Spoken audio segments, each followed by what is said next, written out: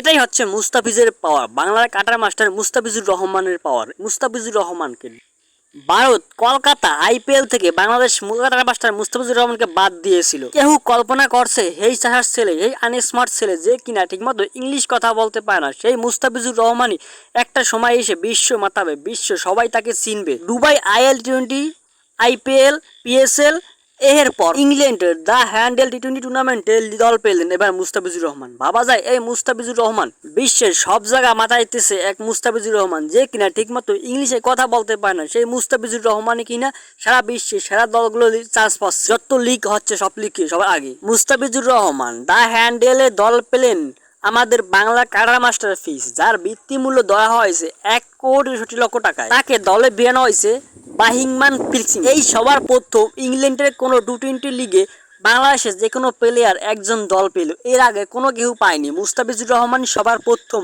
England টি-20 লিগে দলে chance পেলেন, তাও 1,60,00,000 টাকা। কত বড় অ্যামাউন্ট, বাবা যায় এটাই মুস্তাফিজুর রহমানের পাওয়ার।